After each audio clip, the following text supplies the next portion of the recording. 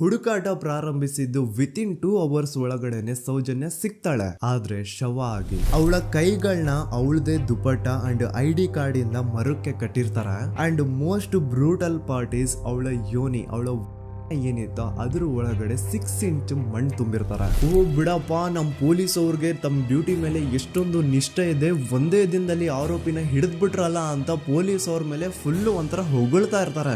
ಆದ್ರೆ ಪಾಪ ಜನರಿಗೆ ಎಲ್ಲಿ ಗೊತ್ತಿತ್ತು ಈ ಕೇಸ್ ನ ರಿಯಲ್ ಆರೋಪಿ ಬೇರೆ ಯಾರೋ ಇದಾರೆ, ಪೊಲೀಸ್ ಅವರೇ ಈ ಕೇಸ್ ನ ಮಿಸ್ಲೀಡ್ ಮಾಡೋದಕ್ಕೆ ಸುಮ್ನೆ ಸಂತೋಷ್ನ ಅರೆಸ್ಟ್ ಮಾಡಿದ್ದಾರೆ ಅಂತ. ಪೊಲೀಸ್ ಅವರು ಈ ಕೇಸ್ ಅಲ್ಲಿ ಕರಪ್ಟ್ ಆಗಿದ್ದಾರೆ, ಪೊಲೀಸ್ ಅವರೇ ಸತ್ಯ ಮುಚ್ಚಿಡ್ಲಿಕ್ಕೆ ಟ್ರೈ ಮಾಡ್ತಿದ್ದಾರೆ. ಹಾಗಾಗಿ ಈ ಕೇಸ್ ನ ಇನ್ಮುಂದೆ ಪೊಲೀಸ್ ಅವರಲ್ಲದೆ CBI ಅವರು ಇನ್ವೆಸ್ಟಿಗೇಷನ್ ಮಾಡಬೇಕು, ಈ ಕೇಸ್ ನ CBI ಒಪ್ಸಿ ಅಂತ ಅಗೇನ್ ಪ್ರೊಟೆಸ್ಟ್ ಗಳು ಸ್ಟಾರ್ಟ್ ಆಗ್ತವೆ. ಸೌಜನ್ಯ ಕೇಸ್ ಒಂದೇ ಅಲ್ಲ, ನಾರಾಯಣ ಹಾಗೂ ಯಮುನಾ ಕೇಸಲ್ಲೂ, ವೇದವಲ್ಲಿ ಕೇಸಲ್ಲೂ, ಆ ಬ್ಯಾಂಕ್ ಮ್ಯಾನೇಜರ್ ನ ಕೇಸಲ್ಲೂ ಹಾಗೂ ಪದ್ಮಲತಾ ಕೇಸಲ್ಲೂ ಸೀದಾ ಡೈರೆಕ್ಟ್ ಡೌಟ್ ಬರೋದೆ ಊರಿನ ಗೌಡ್ರ ಮೇಲೆ. ಸೌಜನ್ಯ ಕೇಸ್ ಬಿಟ್ಟು ಆ ಇನ್ನೊಂದು ಕೇಸ್ ಯಾವುದು, ಅದಕ್ಕೂ ಸಂತೋಷ್ಗೂ ಏನ್ ಸಂಬಂಧ, ಅದ್ರಲ್ಲಿ ಯಾಕೆ ಸಂತೋಷ್ನ ಪೊಲೀಸ್ ಅವರು ಫಿಟ್ ಮಾಡಿದ್ರು ಅಂತ ಪ್ರತಿಯೊಂದು ಹೇಳ್ತೀನಿ. ನಾನು ಈ ಚಾನೆಲ್ನ ಸ್ಟಾರ್ಟ್ ಮಾಡಿದಾಗಿಂದ one of the most requested video ಬಂದು ಸೌಜನ್ಯ ಕೇಸ್ ಬಗ್ಗೆ. ಸರಿ, ನಮ್ ದೂತ ಸಭೆಯ ಪ್ರಜೆಗಳು ಇಷ್ಟೊಂದು ಕೇಳ್ತಿದಾರಲ್ಲ, ಈ ಒಂದು ಕೇಸ್ ಬಗ್ಗೆ ವಿಡಿಯೋ ಮಾಡುವ ಅಂತ ಸೌಜನ್ಯ ಕೇಸ್ ಬಗ್ಗೆ ನಾನು ರಿಸರ್ಚ್ ಸ್ಟಾರ್ಟ್ ಮಾಡಿದೆ. ಅಂಡ್ ಟ್ರಸ್ಟ್ ಮೀ, ಎಷ್ಟೊಂದು ಕಾಂಪ್ಲೆಕ್ಸ್ ಈ ಒಂದು ಕೇಸ್ ಇದೆ ಅಂತಂದ್ರೆ ನನ್ ತಲೆನೇ ಕೆಟ್ಬಿಡ್ತು. ಬಟ್ ಡೋಂಟ್ ವರಿ, ನಿಮ್ಗಂತೂ ಪ್ರತಿ ಒಂದನ್ನ ತುಂಬಾ ಸಿಂಪಲ್ ಆಗಿ ಅರ್ಥ ಮಾಡಿಸ್ತೇನೆ. ಅನ್ಕೊಳ್ಳಿ, ಒಂದು ಊರು, ಆ ಊರಲ್ಲಿ ಒಂದು ಗೌಡ್ರ ಕುಟುಂಬ ಇದೆ. ಅಂಡ್ ಆ ಗೌಡ್ರ ಕುಟುಂಬ ತುಂಬಾನೇ ಪವರ್ಫುಲ್, ಲೈಕ್ ನಾವು ಮೂವೀಸ್ ಅಲ್ಲಿ ನೋಡ್ತೀವಲ್ಲ ಹಂಗೆ. ಸೊ ಗೌಡ್ರು ಊರು ಬಂದು ಧರ್ಮಸ್ಥಳ ಅಂತ, ಆ ಒಂದು ಊರಲ್ಲಿ ಇವ್ರಿಗೆ ಸಖತ್ ಕಂಟ್ರೋಲ್ ಇರುತ್ತೆ. ಈವನ್ ಅದೇ ಒಂದು ರೀಜನ್ ಅಲ್ಲಿ ಇರುವಂತಹ ಒಂದು ತುಂಬಾನೇ ಪಾಪ್ಯುಲರ್ ದೇವಸ್ಥಾನನು ಸಹ ಇವರೇ ಕಂಟ್ರೋಲ್ ಮಾಡ್ತಿರ್ತಾರೆ. ಆ ಒಂದು ದೇವಸ್ಥಾನ ಇಂದ ಈ ಗೌಡ್ರ ಕುಟುಂಬಕ್ಕೆ ಎಷ್ಟೊಂದು ದುಡ್ಡು ಬರ್ತಾ ಇರುತ್ತೆ ಅಂತಂದ್ರೆ, ಅದೇ ದುಡ್ಡಲ್ಲಿ ಇವರು ಬೇಜನ್ ಪ್ರೈವೇಟ್ ಪ್ರೈಮರಿ ಅಂಡ್ ಹೈಸ್ಕೂಲ್ಸ್ ನ ಸ್ಥಾಪನೆ ಮಾಡಿರ್ತಾರೆ, ಬೇಜನ್ ಪ್ರೈವೇಟ್ ಮೆಡಿಕಲ್ ಕಾಲೇಜಸ್ ಇರ್ತವೆ, ಅಂಡ್ ಬೇಜನ್ ಪ್ರೈವೇಟ್ ದೊಡ್ಡ ಹಾಸ್ಪಿಟಲ್ಸ್ ಇರ್ತವೆ. ಒಟ್ಟಲ್ಲಿ ಹೇಳ್ಬೇಕು ಅಂತಂದ್ರೆ ದುಡ್ಡಿನ ಸುರಿಮಳೆ ಇವ್ರಿಗೆ. ನೋಡಿ, ನಮ್ಮ ಭಾರತ ದೇಶದಲ್ಲಿ ಒಂದು ಕಾನೂನು ಇದೆ, ದ ರಿಲಿಜಿಯಸ್ ಎಂಡೋಮೆಂಟ್ ಆಕ್ಟ್ 1863 ಅಂತ. ಬೇಸಿಕಲಿ ಈ ಒಂದು ಕಾನೂನು ಏನ್ ಹೇಳುತ್ತೆ ಅಂತಂದ್ರೆ, ಭಾರತದಲ್ಲಿ ಯಾವ್ದೆಲ್ಲ ಹಿಂದೂ ಟೆಂಪಲ್ಸ್ ಇದಾವೋ ಅವೆಲ್ಲ ಗವರ್ಮೆಂಟ್ ಪ್ರಾಪರ್ಟಿ. ಆ ಹಿಂದೂ ಟೆಂಪಲ್ಸ್ ನ ಮ್ಯಾನೇಜ್ಮೆಂಟ್ ಎಲ್ಲ ಗವರ್ಮೆಂಟ್ ಕೈಗೆ ಹೋಗಿ ಗವರ್ಮೆಂಟ್ ಡಿಸೈಡ್ ಮಾಡುತ್ತೆ ಆ ಮ್ಯಾನೇಜ್ಮೆಂಟ್ ಅಲ್ಲಿ ಯಾರ್ ಕೆಲ್ಸಕ್ಕೆ ಇರಬೇಕು, ಯಾರ್ ಕೆಲ್ಸಕ್ಕೆ ಇರಬಾರ್ದು, ಅಂಡ್ ಆ ಟೆಂಪಲ್ ಇಂದ ಬರ್ತಿರುವಂತಹ ಡೊನೇಷನ್ ಅಮೌಂಟ್ ನ ಏನ್ ಮಾಡ್ಬೇಕು ಅಂತ. ಸೊ ಈ ಒಂದು ಕಾನೂನಿನ ಪ್ರಕಾರ ಗವರ್ಮೆಂಟ್ ಇಂಡಿಯಾದಲ್ಲಿ ಇರುವಂತಹ ಆಲ್ಮೋಸ್ಟ್ ಎಲ್ಲಾ ಹಿಂದೂ ಟೆಂಪಲ್ಸ್ ನ ತನ್ನ ಕಂಟ್ರೋಲ್ ಅಲ್ಲಿ ತಗೋತಾ ಇರ್ಬೇಕಾದ್ರೆ ಗವರ್ಮೆಂಟ್ ಅಫಿಷಿಯಲ್ಸ್ ಧರ್ಮಸ್ಥಳ ಶ್ರೀ ಮಂಜುನಾಥ ದೇವಸ್ಥಾನಕ್ಕೂ ರೀಚ್ ಔಟ್ ಮಾಡ್ತಾರೆ. ಅಂಡ್ ಆಗ ಇಷ್ಟು ದಿನ ಟೆಂಪಲ್ ನ ಕಂಟ್ರೋಲ್ ಮಾಡ್ತಿದ್ದಂತಹ ಆ ಗೌಡ್ರ ಕುಟುಂಬ ಏನ್ ಹೇಳುತ್ತೆ ಗೊತ್ತಾ, ಇಲ್ಲ ಇದು ಹಿಂದೂ ಟೆಂಪಲ್ ಅಲ್ಲ, ಇದು ಜೈನ್ ಫ್ಯಾಮಿಲಿಗೆ ಬಿಲಾಂಗ್ ಮಾಡುವಂತಹ ಒಂದು ಪ್ರೈವೇಟ್ ಟೆಂಪಲ್ ಅಂತ ಹೇಳ್ತಾರೆ. ನಾನು ಇಷ್ಟು ದಿನ ಧರ್ಮಸ್ಥಳ ಶ್ರೀ ಮಂಜುನಾಥ ದೇವಸ್ಥಾನ ಒಂದು ಹಿಂದೂ ಟೆಂಪಲ್ ಅಂತ ಅನ್ಕೊಂಡಿದ್ದೆ, ಆದ್ರೆ ಈಗಷ್ಟೇ ನನಗೂ ಗೊತ್ತಾಗಿದ್ದು ಇದು ಹಿಂದೂ ಟೆಂಪಲ್ ಅಲ್ಲ, ಇದು ಒಂದು ಜೈನ್ ಫ್ಯಾಮಿಲಿಗೆ ಬಿಲಾಂಗ್ ಮಾಡುವಂತಹ ಪ್ರೈವೇಟ್ ಜೈನ್ ಟೆಂಪಲ್ ಅಂತ. ಸೊ ಹೀಗಾಗಿ ಗವರ್ಮೆಂಟ್ ಅಫಿಷಿಯಲ್ಸ್ ಏನೂ ಮಾಡಕ್ಕಾಗದೆ ಇವತ್ತಿನವರೆಗೂ ಈ ಒಂದು ಧರ್ಮಸ್ಥಳ ಶ್ರೀ ಮಂಜುನಾಥ ದೇವಸ್ಥಾನನ ಒಂದು ಪ್ರೈವೇಟ್ ಟ್ರಸ್ಟ್ ನಡೆಸ್ಕೊಂಡು ಹೋಗ್ತಿದೆ. ಅಂಡ್ ಆ ಪ್ರೈವೇಟ್ ಟ್ರಸ್ಟ್ ನ ಓನರ್ ಯಾರು, ಅದೇ ಗೌಡ್ರ ಕುಟುಂಬ. ನೋಡಿ, ನಾನು ಈ ವಿಡಿಯೋದಲ್ಲಿ ಯಾರ್ದು ರಿಯಲ್ ನೇಮ್ಸ್ ನ ಬಳಸ್ತಿಲ್ಲ. ಪ್ರೀವಿಯಸ್ಲಿ ಬೇರೆ ಯೂಟ್ಯೂಬರ್ಸ್ ತಮ್ಮ ವಿಡಿಯೋಸ್ ಅಲ್ಲಿ ರಿಯಲ್ ನೇಮ್ಸ್ ನ ಬಳಸಿದ್ದಾರೆ ಅನ್ನೋ ಒಂದೇ ಒಂದು ಕಾರಣಕ್ಕೆ ಅವ್ರ ವಿಡಿಯೋಸ್ ನ ಡಿಲೀಟ್ ಮಾಡಿಸಿದ್ದಾರೆ. ಸೊ ಅವ್ರ ಜೊತೆ ಆಗಿದ್ದು ನನ್ ಜೊತೆ ಆಗೋದ್ ಬೇಡ, ಸತ್ಯ ಮುಚ್ಚೋಗೋದು ನನ್ಗೆ ಇಷ್ಟ ಇಲ್ಲ. ಹಾಗಾಗಿ ನಾನಿಲ್ಲಿ ರಿಯಲ್ ನೇಮ್ಸ್ ನ ಬಳಸ್ತಿಲ್ಲ. ಆದ್ರೆ ನಾನು ಯಾರನ್ನ ಪಾಯಿಂಟ್ ಔಟ್ ಮಾಡಿ ಹೇಳ್ತಿದ್ದೀನಿ ಅನ್ನೋದು ಮಾತ್ರ ನಿಮಗೆ ತುಂಬಾ ಕ್ಲಿಯರ್ಲಿ ಅರ್ಥ ಆಗುತ್ತೆ. Don't worry.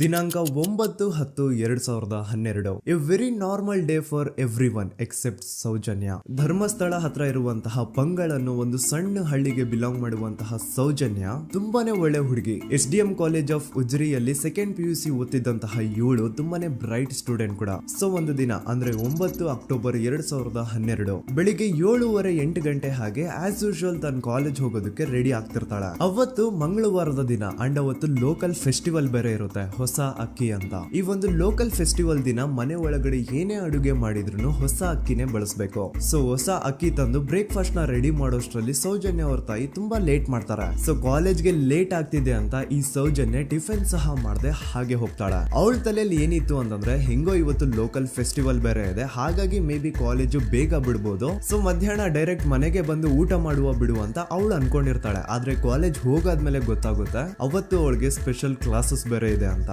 ಸೌಜನ್ಯ ಬ್ರೇಕ್ಫಾಸ್ಟ್ ಕೂಡ ಮಾಡಿರಲ್ಲ ಅಂಡ್ ಲಂಚ್ ಬಾಕ್ಸ್ ಕೂಡ ತಂದಿರಲ್ಲ. ಹಾಗಾಗಿ ಲಂಚ್ ಟೈಮ್ ಅಲ್ಲಿ ಸೌಜನ್ಯನ ಒಬ್ಳು ಫ್ರೆಂಡ್ ಜಾನ್ವಿ ತಾನ್ ತಂದಿರುವಂತಹ ಲಂಚ್ ಬಾಕ್ಸ್ ಅಲ್ಲಿ ಒಂದಿಷ್ಟು ಲಂಚ್ ನ ಆಫರ್ ಮಾಡ್ತಾಳ. ಆದ್ರೆ ಸೌಜನ್ಯ ಪರವಾಗಿಲ್ಲ ನೀನ್ ತಿನ್ನು, ನಾನ್ ಮನೆಗೆ ಹೋಗ್ಬಿಟ್ಟು ಊಟ ಮಾಡ್ಕೊಂತೀನಿ ಅಂತ ಹೇಳ್ತಾಳ. ಸುಮಾರು ಮಧ್ಯಾಹ್ನದ 3:45ಕ್ಕೆ ಕಾಲೇಜ್ ಬಿಡುತ್ತೆ. ಸೌಜನ್ಯ ಕಾಲೇಜ್ ಇಂದ ಬಸ್ ಅಲ್ಲಿ ಬಂದು ನೇತ್ರಾವತಿ ಬಸ್ ಸ್ಟಾಪ್ ಹತ್ರ ಇಳ್ಕೋತಾಳ. ಅವಳ ಜೊತೆ ಅವಳ ಕ್ಲಾಸ್ ಮೇಟ್ಸ್ ಅಂಡ್ ಫ್ರೆಂಡ್ಸ್ ಎಲ್ಲ ಇರ್ತಾರೆ. ಸೊ ಅವ್ರಿಗೆಲ್ಲ ಬಾಯ್ ಹೇಳ್ಬಿಟ್ಟು ಸೌಜನ್ಯ ತನ್ನ ಮನೆ ಕಡೆಗೆ ಹೊರಡ್ತಾಳ. ನೇತ್ರಾವತಿ ಬಸ್ ಸ್ಟಾಪ್ ಇಂದ ಸೌಜನ್ಯ ಮನೆಗೆ 20 ಮಿನಿಟ್ಸ್ ನ ವಾಕ್ ಇರುತ್ತೆ. ಮ್ಯಾಕ್ಸ್ ಟು ಮ್ಯಾಕ್ಸ್ 30 ಮಿನಿಟ್ ಹಿಡಿಬಹುದು. ಸೊ ಸೌಜನ್ಯ ನಡ್ಕೊಂಡು ಮನೆ ಕಡೆಗೆ ಹೋಗ್ತಾ ಇರ್ತಾಳೆ. ಒಂದ್ ಸ್ವಲ್ಪ ದೂರದಲ್ಲಿ ಪ್ರಕೃತಿ ಹಾಸ್ಪಿಟಲ್ ಅಂತ ಒಂದಿರುತ್ತೆ. ಅಲ್ಲಿನ ಸೆಕ್ಯೂರಿಟಿ ಗಾರ್ಡ್ ಸೌಜನ್ಯ ನಡ್ಕೊಂಡು ಹೋಗ್ತಾ ಇರೋದನ್ನ ನೋಡ್ತಾನೆ ಕೂಡ. ನಂತರ ಸೌಜನ್ಯ ಒಂದು 10 ನಿಮಿಷ ಹಂಗೆ ಮುಂದೆ ನಡ್ಕೊಂಡು ಹೋಗಾದ್ಮೇಲೆ ಸೌಜನ್ಯಗೆ ತನ್ನ ಮಾವ ಸಿಗ್ತಾರ. ಅವರು ಸೌಜನ್ಯನ ನೋಡಿ ಮಾತಾಡಿಸ್ತಾರೆ. ಯಾಕಮ್ಮ ಕಾಲೇಜಿಂದ ಇಷ್ಟು ಲೇಟ್ ಬರ್ತಿದ್ಯಾ ಅಂತ ಕೇಳ್ತಾರೆ. ಆಗ ಸೌಜನ್ಯ ಇಲ್ಲ ಮಾವ, ಕಾಲೇಜಲ್ಲಿ ಸ್ಪೆಷಲ್ ಕ್ಲಾಸ್ ಇತ್ತು ಹಾಗಾಗಿ ಲೇಟ್ ಆಗ್ಬಿಡ್ತು ಅಂತ ಹೇಳಿ ಒಂದೆರಡು ಮಾತಾಡಿಸಿ ನಂತರ ತನ್ನ ಮನೆ ಕಡೆ ತಾನು ಹೊರಡ್ತಾಳ. ಈಗ ಆ ಒಂದು ಪಾಯಿಂಟ್ ಇಂದ ಸೌಜನ್ಯಗೆ ತನ್ನ ಮನೆ ಹೋಗ್ಲಿಕ್ಕೆ 10 ನಿಮಿಷ ಬೇಕು. ಮ್ಯಾಕ್ಸ್ ಟು ಮ್ಯಾಕ್ಸ್ 20 ಮಿನಿಟ್ ಅನ್ಕೊಳ್ಳಿ. 3:45ಕ್ಕೆ ಕಾಲೇಜ್ ಬಿಟ್ರೆ ಅರೌಂಡ್ 4:30ಗೆ ಮನೇಲಿ ಇರ್ಬೇಕಾಗಿದ್ದು ಹುಡುಗಿ 6:30-7 ಗಂಟೆ ಆಗಿದ್ರು ಮನೆಗೆ ಸೇರಿರಲ್ಲ. ಸೊ ಮನೇಲಿ ಸೌಜನ್ಯ ಅವ್ರ ತಾಯಿಗೆ ಟೆನ್ಷನ್ ಸ್ಟಾರ್ಟ್ ಆಗುತ್ತೆ. ಏನಪ್ಪ ಈ ಹುಡುಗಿ ಎಷ್ಟೊತ್ತಾದ್ರೂ ಇನ್ನು ಮನೆಗ್ ಬಂದಿಲ್ವಲ್ಲ ಅಂತ. ಸೊ ಅವ್ರೇನ್ ಮಾಡ್ತಾರೆ, ಸೌಜನ್ಯ ಅವ್ರ ತಂದೆ ಕಾಲ್ ಮಾಡ್ಬಿಟ್ಟು ಹಿಂಗೆ 3:30-4 ಗಂಟೆಗೆ ಕಾಲೇಜಿಂದ ಮನೆಗ್ ಬರ್ತಿದ್ದಿದ್ ನಮ್ ಹುಡುಗಿ ಇವತ್ತು 7 ಗಂಟೆ ಆದ್ರೂ ಇನ್ನು ಮನೆಗ್ ಬಂದಿಲ್ಲ, ನೀವು ಸ್ವಲ್ಪ ಬೇಗ ಮನೆಗ್ ಬಂದು ವಿಚಾರಿಸಿ ಅಂತ ಗಾಬ್ರಿಲಿ ಹೇಳ್ತಾರೆ. ಸರಿ ಅಂತ ಸೌಜನ್ಯ ಅವ್ರ ತಂದೆ ಮನೆಗ್ ಬಂದ್ಬಿಟ್ಟು ಸೌಜನ್ಯನ ಫ್ರೆಂಡ್ಸ್ ಕ್ಲಾಸ್ ಮೇಟ್ಸ್ ಯಾರ್ದೆಲ್ಲ ಅವ್ರ ಹತ್ರ ನಂಬರ್ ಇರುತ್ತೋ ಅವ್ರಿಗೆಲ್ಲ ಕಾಲ್ ಮಾಡ್ಬಿಟ್ಟು ಸೌಜನ್ಯ ಬಗ್ಗೆ ಕೇಳ್ತಾರ. ನಮ್ ಹುಡುಗಿ ಏನಾದ್ರೂ ನಿಮ್ ಮನೆಗ್ ಬಂದಿದ್ದಾಳ ಅಮ್ಮ ಅಂತ. ಆದ್ರೆ ಸೌಜನ್ಯನ ಫ್ರೆಂಡ್ಸ್ ಅಂಡ್ ಕ್ಲಾಸ್ ಮೇಟ್ಸ್ ಎಲ್ಲ ಇಲ್ಲ ಅಂಕಲ್ ನಮ್ಮ ಮನೆಗಂತೂ ಸೌಜನ್ಯ ಏನು ಬಂದಿಲ್ಲ, ಅವಳು ಬಸ್ ಸ್ಟಾಪ್ ಇಂದ ಸೀದಾ ನಿಮ್ ಮನೆ ಕಡೆಗೇನೆ ಹೊರಟ್ಲಲ್ವಾ, ಯಾಕೆ ಇನ್ನೂ ಬಂದಿಲ್ವಾ ಅಂತ ಕೇಳ್ತಾರ. ಆಗ ಸೌಜನ್ಯ ಅವ್ರ ತಂದೆ ಇಲ್ಲಮ್ಮ ಬಂದಿಲ್ಲ ಹಾಗಾಗಿನೇ ಕಾಲ್ ಮಾಡಿರೋದು ಅಂತ ಹೇಳಿ ಕಾಲ್ ಕಟ್ ಮಾಡ್ತಾರ. ದೆನ್ ಸೌಜನ್ಯ ಅವ್ರ ತಂದೆ ಸೌಜನ್ಯ ಅವ್ರ ಮಾವ ಕಾಲ್ ಮಾಡ್ತಾರ. ಅಳಿಯ ಎಲ್ಲಿದ್ಯಾ, ನನ್ ಮಗಳು ಇನ್ನು ಮನೆಗ್ ಬಂದಿಲ್ಲ, ನೀನೇನಾದ್ರೂ ಅವಳನ್ನ ನೋಡ್ದ ಅಂತ ಕೇಳ್ತಾರ. ಆ ಕಡೆಯಿಂದ ಅವರು ಸೌಜನ್ಯನ ಮಾವ ಹೇಳ್ತಾರೆ, ನಾನ್ ನೋಡ್ದೆ 4:15 ಹಾಗೆ ಆ ಹುಡುಗಿ ಕಾಲೇಜಿಂದ ಬರ್ಬೇಕಾದ್ರೆ ನನಗ್ ಕಾಣಿಸಿದ್ಲು, ನಾನ್ ಸ್ವಲ್ಪ ಮಾತಾಡ್ದೆ ಅವಳ ಹತ್ರ, ಅದಾದ್ಮೇಲೆ ಅವಳು ಮನೆ ಕಡೆ ಹೋದ್ಲಲ್ಲ, ಯಾಕೆ ಇನ್ನೂ ಬಂದಿಲ್ವಾ ಅಂತ ಅವರೇ ಉಲ್ಟಾ ಕ್ವಶನ್ ಕೇಳ್ತಾರ. ಈ ಕಡೆ ಸೌಜನ್ಯ ಅವ್ರ ತಂದೆ ಇಲ್ಲ 7 ಗಂಟೆ ಆದ್ರೂ ಮಗು ಇನ್ನು ಮನೆಗ್ ಬಂದಿಲ್ಲ, ನಮ್ಗೆ ಯಾಕೋ ತುಂಬಾ ಗಾಬರಿ ಆಗ್ತಿದೆ, ನೀನೊಂದ್ ಕೆಲ್ಸ ಮಾಡು ನಮ್ಮವ್ರನ್ನೆಲ್ಲ ಸೇರ್ಸು ಎಲ್ರೂ ಸೇರಿ ಹುಡುಕುವ ಅವಳನ್ನ ಅಂತ ಸುಮಾರು ರಾತ್ರಿ 7 ಗಂಟೆಯಿಂದ ಹಿಡಿದು 11 ಗಂಟೆವರೆಗೂ ಸೌಜನ್ಯನ ಮನೆಯವರು ಅಂಡ್ ಊರಿನ ಜನ 200-300 ಜನ ಸೇರ್ಕೊಂಡು ಸೌಜನ್ಯನ ಹುಡುಕ್ತಾರೆ. ಆದ್ರೆ ಸೌಜನ್ಯನ ಒಂದು ಸುಳಿವು ಸಿಗಲ್ಲ. ಸೊ ಕೊನೆಗೆ ಸಹಾಯ ಕೇಳ್ತಾ ರಾತ್ರಿ 11 ಗಂಟೆ ಹಾಗೆ ಸೌಜನ್ಯನ ತಂದೆ ತಾಯಿ ಅಂಡ್ ಊರಿನ ಜನ ಎಲ್ಲ ಬೆಳ್ತಂಗಡಿ ಪೊಲೀಸ್ ಸ್ಟೇಷನ್ ಹತ್ರ ಹೋಗ್ತಾರ. ಅಲ್ಲಿ ಪೊಲೀಸ್ ಅವ್ರ ಹತ್ರ ಕಾಲೇಜ್ ಹೋಗಿದ್ ನಮ್ ಹುಡುಗಿ ಇಷ್ಟೊತ್ತಾದ್ರೂ ಇನ್ನು ಮನೆಗ್ ಬಂದಿಲ್ಲ, ಎಷ್ಟು ಹುಡುಕಿದ್ರು ಸಿಗ್ತಾ ಇಲ್ಲ, ಸೊ ಪ್ಲೀಸ್ ಒಂದು ಮಿಸ್ಸಿಂಗ್ ರಿಪೋರ್ಟ್ ನ ಫೈಲ್ ಮಾಡಿ ನಮ್ ಹುಡುಗಿನ ಹುಡುಕೊಡಿ ಅಂತ ಕೇಳ್ಕೊತಾರ. ಆದ್ರೆ ಪೊಲೀಸ್ ಅವರು ಒಪ್ಪಲ್ಲ. ಇಲ್ಲ ಯಾವುದೇ ಪರ್ಸನ್ ಮಿಸ್ಸಿಂಗ್ ಆದ್ರೆ ಆಫ್ಟರ್ 24 ಅವರ್ಸ್ ಆದ್ಮೇಲೆನೆ ರಿಪೋರ್ಟ್ ಫೈಲ್ ಮಾಡಕ್ಕಾಗೋದು. ಸೊ ನೀವ್ ಒಂದ್ ಕೆಲ್ಸ ಮಾಡಿ, ಈಗ ಮನೆಗ್ ಹೋಗಿ ನಾಳೆ ಬೆಳಿಗ್ಗೆವರೆಗೂ ನೋಡಿ, ನಾಳೆ ಬೆಳಿಗ್ಗೆವರೆಗೂ ನಿಮ್ ಮಗಳು ನಿಮ್ ಮನೆಗ್ ಬಂದಿಲ್ಲ ಅಂತಂದ್ರೆ ಆಗ ಬಂದ್ಬಿಟ್ಟು ಮಿಸ್ಸಿಂಗ್ ರಿಪೋರ್ಟ್ ನ ಫೈಲ್ ಮಾಡಿಸಿ ಅಂತ ಹೇಳಿ ಕಳಿಸ್ತಾರ. ಆಗ ಆಲ್ಮೋಸ್ಟ್ ಮಿಡ್ ನೈಟ್ ಆಗಿರೋದ್ರಿಂದ ಅಂಡ್ ಮಳೆ ಬೇರೆ ತುಂಬಾ ಜೋರಾಗಿ ಬರ್ತಾ ಇರುತ್ತೆ. ಸೊ ಈ ಸಿಚುವೇಶನ್ ಅಲ್ಲಿ ಸೌಜನ್ಯನ ಹುಡುಕ್ಲಿಕ್ಕೆ ಆಗಲ್ಲ. ನಾಳೆ ಬೆಳಿಗ್ಗೆ ಸೇರ್ಕೊಂಡು ಅಗೇನ್ ಎಲ್ರು ಸೌಜನ್ಯನ ಹುಡುಕುವ ಅಂತ ಸೌಜನ್ಯನ ಮನೆಯವರು ಅಂಡ್ ಊರಿನ ಜನ ಎಲ್ರು ತಮ್ಮ ಮನೆಗೆ ಹೋಗ್ಬಿಡ್ತಾರ. ನೆಕ್ಸ್ಟ್ ದಿನ ಅಂದ್ರೆ 10 ಅಕ್ಟೋಬರ್ 2012 ಬುಧವಾರದ ದಿನ ಬೆಳಿಗ್ಗೆ 10 ಗಂಟೆ ಹಾಗೆ ಸೌಜನ್ಯನ ಮನೆಯವರು ಅಂಡ್ ಊರಿನ 200-300 ಜನ ಸೇರ್ಕೊಂಡು ಅಗೇನ್ ಸೌಜನ್ಯಗೋಸ್ಕರ ಹುಡುಕಾಟ ಸ್ಟಾರ್ಟ್ ಮಾಡ್ತಾರ. ಹುಡುಕಾಟ ಪ್ರಾರಂಭಿಸಿದ್ದು ವಿತಿನ್ 2 ಅವರ್ಸ್ ಒಳಗಡೆನೆ ಸೌಜನ್ಯ ಸಿಗ್ತಾಳೆ. ಆದ್ರೆ ಶವ ಆಗಿ ಆ 200-300 ಊರಿನ ಜನ ಎಲ್ಲ ಸೇರ್ಕೊಂಡು ಏನ್ ಸೌಜನ್ಯನ ಹುಡುಕ್ತಾ ಇದ್ರು ಅದರಲ್ಲಿ ಯಾರೋ ಒಬ್ರಿಗೆ ಸೌಜನ್ಯನ ಮನೆಯಿಂದ ಕೇವಲ 10 ನಿಮಿಷ ದೂರದಲ್ಲಿರುವಂತಹ ಒಂದು ಹಳ್ಳನ ದಡದಲ್ಲಿ ಸೌಜನ್ಯನ ಮೃತದೇಹ ಸಿಗುತ್ತಾ. ಈಗ ಸತ್ತಿರುವಂತಹ ಸೌಜನ್ಯನ ಡೆಡ್ ಬಾಡಿ ಯಾವ ಒಂದು ಕಂಡೀಷನ್ ಅಲ್ಲಿ ಇತ್ತು ಅಂತ ಹೇಳ್ತೀನಿ, ಸ್ವಲ್ಪ ಗಮನ ಇಟ್ಟು ಕೇಳಿಸ್ಕೊಳ್ಳಿ. ಅವಳ ಕೈಗಳನ್ನ ಅವಳದೇ ದುಪಟ್ಟ ಅಂಡ್ ID ಕಾರ್ಡ್ ಇಂದ ಮರಕ್ಕೆ ಕಟ್ಟಿರ್ತಾರ. ಅವಳ ಬಾಡಿ ಎಲ್ಲ ನೇಕೆಡ್ ಇರುತ್ತೆ, ಮೈ ಮೇಲೆ ಸರಿಯಾದ ಬಟ್ಟೆ ಇರಲ್ಲ, ಮೈ ಮೇಲೆ ಮಲ್ಟಿಪಲ್ ಕಟ್ ಮಾರ್ಕ್ಸ್ ಇರುತ್ತೆ, ತುಂಬಾ ಜೋರಾಗಿ ಹೊಡೆದಿರುವಂತಹ ಗಾಯಗಳು ಮೈ ಮೇಲೆ ಎದ್ದು ಕಾಣಿಸ್ತಿರ್ತವೆ. ಅವಳ ರಿಪ್ಸ್ ಎದೆ ಭಾಗದ ಮೂಳೆಗಳೆಲ್ಲ ಮುರಿದು ಹೋಗ್ಬಿಟ್ಟಿರ್ತವೆ. And most brutal part is ಅವಳ ಯೋನಿ, ಅವಳ ಏನಿತ್ತು ಅದ್ರ ಒಳಗಡೆ 6 ಇಂಚ್ ಮಣ್ಣು ತುಂಬಿರ್ತಾರೆ. ಆ ಬಾಡಿ ಕಂಡೀಷನ್ ನ ನೋಡಿದಾದ್ಮೇಲೆ ಒಂದಂತೂ ತುಂಬಾ ಕ್ಲಿಯರ್ ಆಗಿ ಅರ್ಥ ಆಗುತ್ತೆ, ಅವಳನ್ನ ಯಾರೋ ತುಂಬಾ ಫೋರ್ಸ್ಫುಲಿ ಮಾಡಿ ನಂತರ ನಿರ್ದಯವಾಗಿ ಸಾಯಿಸಿದ್ದಾರೆ ಅಂತ. ಇಲ್ಲಿ ಕ್ರಿಮಿನಲ್ಸ್ ನ ಬುದ್ಧಿವಂತಿಕೆ ನೋಡಿ ಪೊಲೀಸ್ ಅವ್ರಿಗೆ ಏನೂ ಸುಳಿವು ಸಿಗ್ಬಾರ್ದು ಅಂತ ಅವಳ ಯೋನಿ ಒಳಗಡೆ 6 ಇಂಚ್ ಅಷ್ಟು ಮಣ್ಣು ತುಂಬ ಹೋಗಿರ್ತಾರೆ. ಸೊ ದೆನ್ ಪೊಲೀಸ್ ಅವ್ರಿಗೆ ವಿಷಯ ಗೊತ್ತಾಗುತ್ತೆ. ಅವರು ಸ್ಪಾಟ್ ಗೆ ಬಂದು ಸೌಜನ್ಯನ ಬಾಡಿನ ರಿಕವರ್ ಮಾಡಿ ಆ ಒಂದು ಸ್ಪಾಟ್ ನ ಕಂಪ್ಲೀಟ್ ಸೀಸ್ ಮಾಡ್ತಾರೆ. ಒಬ್ಳು ಸಾಮಾನ್ಯ ಮಿಡಲ್ ಕ್ಲಾಸ್ ಹುಡುಗಿ, ಒಬ್ಳು ವೆರಿ ಬ್ರೈಟ್ ಸ್ಟೂಡೆಂಟ್ ನ ಈ ಮಟ್ಟಿಗೆ ಇಷ್ಟು ನಿರ್ದಯವಾಗಿ ಸಾಯಿಸಿರೋದು ಯಾರು? ಇನ್ ಕೇಸ್ ಏನಾದ್ರೂ ಈ ಕ್ರೈಮ್ ಮಾಡಿದವನು ಸಿಕ್ಕಿ ಬಿದ್ರೆ ಅವನ್ನ ಸುಮ್ನೆ ಬಿಡಬಾರ್ದು ಅಂತ ಜನ ಆಕ್ರೋಶ ವ್ಯಕ್ತಪಡಿಸ್ತಾರೆ. ಅಂಡ್ ಗೆಸ್ ವಾಟ್, ನಮ್ ಪೊಲೀಸ್ ಅವರು ಇಷ್ಟೊಂದು ಫಾಸ್ಟ್ ಆಗಿ ಇನ್ವೆಸ್ಟಿಗೇಷನ್ ಕಂಪ್ಲೀಟ್ ಮಾಡ್ತಾರೆ ಅಂತ ನಾನಂತೂ ಎಕ್ಸ್ಪೆಕ್ಟ್ ಮಾಡಿರ್ಲಿಲ್ಲ. ಅಂಡ್ ಈವನ್ ಈ ಒಂದು ವಿಷಯದಿಂದ ಊರಿನ ಜನನು ಶಾಕ್ ಆಗ್ತಾರೆ. ಸೌಜನ್ಯ ಬಾಡಿ ಸಿಕ್ಕಿದ್ದ ನೆಕ್ಸ್ಟ್ ದಿನ ಅಂದ್ರೆ 11 ಅಕ್ಟೋಬರ್ 2012 ಸಂಜೆ 5 ಗಂಟೆ ಹಾಗೆ ಯಾರು ಸೌಜನ್ಯನ ಮರ್ಡರ್ ಮಾಡಿದ್ನೋ ಆ ಕ್ರಿಮಿನಲ್ ಕೂಡ ಸಿಕ್ಕಿ ಬೀಳ್ತಾನೆ. ಈಗ ನೀವು ಥಿಂಕ್ ಮಾಡ್ಬೋದು, ಸೌಜನ್ಯನ ಯಾರು ಮರ್ಡರ್ ಮಾಡಿದ್ರು ಅಂಡ್ ಯಾರ ಕ್ರೈಮ್ ನ ಮಾಡಿದ್ರು ಅವನು ನೆಕ್ಸ್ಟ್ ದಿನಾನೇ ಸಿಕ್ಕಿ ಬಿದ್ದ. ಹಾಗಿದ್ರೆ ಈ ಕೇಸ್ ಯಾವಾಗ್ಲೂ ಕ್ಲೋಸ್ ಆಗ್ಬಿಡ್ಬೇಕಿತ್ತು. ಆದ್ರೂ ಸ್ಟಿಲ್ ಇವತ್ತಿನ ದಿನವರೆಗೂ ಯಾಕೆ ಈ ಕೇಸು ಪದೇ ಪದೇ ನ್ಯೂಸ್ ಅಲ್ಲಿ ಬರುತ್ತೆ ಅಂದ್ರೆ, ನಮ್ ದೂತ ಸಭೆಯ ಪ್ರಜೆಗಳೇ ರೆಡಿ ಆಗಿ, ಆರೋಪಿ ಸಿಕ್ಕಾದ್ಮೇಲೆ ಈ ಕೇಸು ಕ್ಲೋಸ್ ಆಗಿಲ್ಲ. ಆಕ್ಚುಲಿ ಈ ಕೇಸು ಓಪನ್ ಆಗಿದ್ದೆ ಈಗ. ನೋಡಿ, ಸೌಜನ್ಯನ ಬಾಡಿ ಸಿಕ್ಕಿದ್ದು ನೆಕ್ಸ್ಟ್ ದಿನ ಅಂದ್ರೆ 11 ಅಕ್ಟೋಬರ್ 2000 ಜಗಳ ತೆಗೆದು ಅವನ್ನ ಅವಾಚ್ಯ ಶಬ್ದಗಳಿಂದ ಬೈದು ಅವನ್ನ ಹೊಡೆದು ಅಷ್ಟೇ ಸಾಲದೆ ಆ 5 ಜನ ಸಂತೋಷ್ ರಾವ್ನ ಪೊಲೀಸ್ ಸ್ಟೇಷನ್ಗೆ ಎಳ್ಕೊಂಡ್ ಬಂದು ಇವನು ನಾವು ಬಾಹುಬಲಿ ಬೆಟ್ಟಕ್ಕೆ ಅಂತ ಹೋಗಿದ್ರೆ ಅಲ್ಲಿ ನಮ್ಮ ಮೇಲೆ ಅಟ್ಯಾಕ್ ಮಾಡ್ದ, ಇವ್ನು ನೋಡ್ಲಿಕ್ಕೂ ಸಹ ಒಳ್ಳೆ ಸೈಕೋ ಕಿಲ್ಲರ್ ಇದ್ದಂಗಿದಾನೆ, ನಮ್ಗೆ ಯಾಕೋ ನಿನ್ನೆ ನಮ್ಮೂರಲ್ಲಿ ನಡೆದಿರುವಂತಹ ಘಟನೆ ಆ ಸೌಜನ್ಯನ ಮರ್ಡರ್ ಇವನೇ ಮಾಡಿದಾನೆ ಅಂತ ಡೌಟ್ ಬರ್ತಿದೆ ಅಂತ ಆ 5 ಜನ ಕಿಡಿಗೇಡಿಗಳು ಸಂತೋಷ್ ರಾವ್ನ ಪೊಲೀಸ್ ಅವ್ರ ಹತ್ರ ಹಾಕೊಡ್ತಾರ. ಅಂಡ್ ಪೊಲೀಸ್ ಅವರು ಕೂಡ ಎಂತವ್ರು ನೋಡಿ, ಯಾರೋ 5 ಜನ ಕಿಡಿಗೇಡಿಗಳು ಬಂದು ಇವನೇ ಕೊಲೆ ಮಾಡಿದಾನೆ ಅಂತ ಹೇಳಿದ ತಕ್ಷಣ ಹಿಂದೆ ಮುಂದೆ ಕ್ರಾಸ್ ಚೆಕ್ ಮಾಡದೆ ಸಂತೋಷ್ ರಾವ್ನ ಅರೆಸ್ಟ್ ಮಾಡಿ ಸೌಜನ್ಯ ಕೇಸ್ ನ ಆರೋಪಿ ಸಿಕ್ಕಿದಾನೆ ಅಂತ ಎಲ್ಲಾ ಕಡೆ ಘೋಷಣೆ ಮಾಡ್ಬಿಡ್ತಾರ. ಜನರಿಗೆ ಈ ಕಡೆ ಒಂಥರ ನೆಮ್ಮದಿ, ಓ ಬಿಡಪ್ಪ ನಮ್ ಪೊಲೀಸ್ ಅವ್ರಿಗೆ ತಮ್ಮ ಡ್ಯೂಟಿ ಮೇಲೆ ಎಷ್ಟೊಂದು ನಿಷ್ಠೆ ಇದೆ, ಒಂದೇ ದಿನದಲ್ಲಿ ಆರೋಪಿನ ಹಿಡಿದ್ಬಿಟ್ರಲ್ಲ ಅಂತ ಪೊಲೀಸ್ ಅವ್ರ ಮೇಲೆ ಫುಲ್ ಒಂಥರ ಹೊಗಳ್ತಾ ಇರ್ತಾರೆ. ಆದ್ರೆ ಪಾಪ ಜನರಿಗೆ ಎಲ್ಲಿ ಗೊತ್ತಿತ್ತು ಈ ಕೇಸ್ ನ ರಿಯಲ್ ಆರೋಪಿ ಬೇರೆ ಯಾರೋ ಇದಾರೆ, ಪೊಲೀಸ್ ಅವರೇ ಈ ಕೇಸ್ ನ ಮಿಸ್ಲೀಡ್ ಮಾಡೋದಕ್ಕೆ ಸುಮ್ನೆ ಸಂತೋಷ್ ನ ಅರೆಸ್ಟ್ ಮಾಡಿದ್ದಾರೆ ಅಂತ. ಸೊ ಸಂತೋಷ್ ರಾವ್ ಒಂದು ಹುಡುಗಿಯ ರೇಪ್ ಅಂಡ್ ಮರ್ಡರ್ ಕೇಸ್ ಅಲ್ಲಿ ಅರೆಸ್ಟ್ ಆಗಿದ್ದಾನೆ ಅನ್ನೋ ವಿಷಯ ಸಂತೋಷ್ ನ ತಾಯಿಗೆ ಗೊತ್ತಾದಾಗ ಅವ್ರ ಪಾಪ ನೋವಲ್ಲಿ ಕುರ್ಗಿ ಸಾಯ್ತಾರ. ಅಂಡ್ ಇನ್ನು ಅವ್ರ ತಂದೆ ಒಂದು ಕಡೆ ಪಾಪ ಹೆಂಡತಿನ ಕಳ್ಕೊಂಡಿರುವಂತಹ ನೋವು, ಇನ್ನೊಂದು ಕಡೆ ಮಗ ನೋಡಿದ್ರೆ ಯಾವ್ದೋ ಫಾಲ್ಸ್ ಕೇಸ್ ಅಲ್ಲಿ ಅರೆಸ್ಟ್ ಆಗಿದ್ದಾನೆ. ಈ ಕಡೆ ಕೇಸ್ ನ ಇನ್ವೆಸ್ಟಿಗೇಷನ್ ನಡೀತಾ ಇದೆ. ಅಂಡ್ ಇಲ್ಲಿ ನಾನು PSI ಯೋಗೇಶ್ ಅವ್ರ ಬಗ್ಗೆ ಅಂತೂ ಮೆನ್ಷನ್ ಮಾಡ್ಲೇಬೇಕು. ಈ ಪೊಲೀಸ್ ಆಫೀಸರು ಗೊತ್ತಿದ್ದು ಈ ತಪ್ಪನ ಮಾಡಿದ್ರು ಅಥವಾ ಗೊತ್ತಿಲ್ದೇನೆ ಈ ತಪ್ಪನ ಮಾಡಿದ್ರು ನನ್ಗಂತೂ ಗೊತ್ತಿಲ್ಲ. ಸೊ ಇವ್ರು ಏನ್ ಮಾಡ್ತಾರೆ ಅಂತಂದ್ರೆ, ಸೌಜನ್ಯನ ಬಾಡಿನ ಪೋಸ್ಟ್ ಮಾರ್ಟಮ್ ಗೆ ಕಳಿಸಿದಾಗ ಡಾಕ್ಟರ್ಸ್ ಹಂಗೋ ಹಿಂಗೋ ಮಾಡಿ ಇಂದ ಕೆಲವೊಂದು ಸ್ಪರ್ಮ್ ನ ಸ್ಯಾಂಪಲ್ಸ್ ಕಲೆಕ್ಟ್ ಮಾಡ್ತಾರೆ. ಅದನ್ನ ಅವರು PSI ಯೋಗೇಶ್ ಗೆ ಕೊಟ್ಟು ಇದನ್ನ ವಿತಿನ್ 72 ಅವರ್ಸ್ ಒಳಗಡೆ ಇನ್ನೊಂದು ಲ್ಯಾಬ್ ಗೆ ಸಬ್ಮಿಟ್ ಮಾಡಿ ಅಂತ ತುಂಬಾ ಕ್ಲಿಯರ್ ಆಗಿ ಹೇಳ್ತಾರೆ. ಆದ್ರೆ PSI ಯೋಗೇಶ್ ಆ ಸ್ಪರ್ಮ್ ಸ್ಯಾಂಪಲ್ಸ್ ನ ವಿತಿನ್ 72 ಅವರ್ಸ್ ಒಳಗಡೆ ಲ್ಯಾಬ್ ಕಳ್ಸೋದಿರ್ಲಿ, ಅದನ್ನ 12 ದಿನ ಆದ್ಮೇಲೆ ಲ್ಯಾಬ್ ಕಳಿಸ್ತಾರೆ. ಅಷ್ಟೊತ್ತಿಗೆ ಆಲ್ರೆಡಿ ಆ ಸ್ಪರ್ಮ್ ಸ್ಯಾಂಪಲ್ಸ್ ಗೆಲ್ಲ ಫಂಗಸ್ ಹಿಡಿದು ಅದು ಅನ್ಫಿಟ್ ಫಾರ್ ಟೆಸ್ಟಿಂಗ್ ಅಂತ ಬರುತ್ತೆ. ಈಗ ನೀವೇ ಹೇಳಿ, ಎಂತ ಡಂಬೆಸ್ಟ್ ಪರ್ಸನ್ ಪೊಲೀಸ್ ಆಫೀಸರ್ ಆಗಿದ್ರು ಅವನ ಹತ್ರ ಒಂದು ಮರ್ಡರ್ ಕೇಸ್ ಬಂದಾಗ ಅವನ ಹತ್ರ ಇರೋ ಮೇನ್ ಸಾಕ್ಷಿನೇ, ಮೇನ್ ಎವಿಡೆನ್ಸ್ ಆ ಹುಡುಗಿಯ ಕಲೆಕ್ಟ್ ಆಗುವಂತಹ ಸ್ಪರ್ಮ್ ಸ್ಯಾಂಪಲ್ಸ್. ಸೊ ಅದನ್ನ ಮೊದಲು ಲ್ಯಾಬ್ ಕಳಿಸಿ ಅದನ್ನ ಐಡೆಂಟಿಫೈ ಮಾಡೋದು ಪೊಲೀಸ್ ಅವರ ಫಸ್ಟ್ ಡ್ಯೂಟಿ. ಆದ್ರೆ ಇಲ್ಲಿ PSI ಯೋಗೇಶ್ ಅವರು ಇದನ್ನೇ ಮರ್ತು ಹೋದ್ರು ಅಂತ ನೋಡಿ. ಯಾವುದೇ ಒಂದು ಕೇಸ್ ಅಲ್ಲಿ ಪೊಲೀಸ್ ಅವರು ಆದಷ್ಟು ಎವಿಡೆನ್ಸ್ ನ ಕಲೆಕ್ಟ್ ಮಾಡೋದಕ್ಕೆ ಟ್ರೈ ಮಾಡ್ತಾರೆ.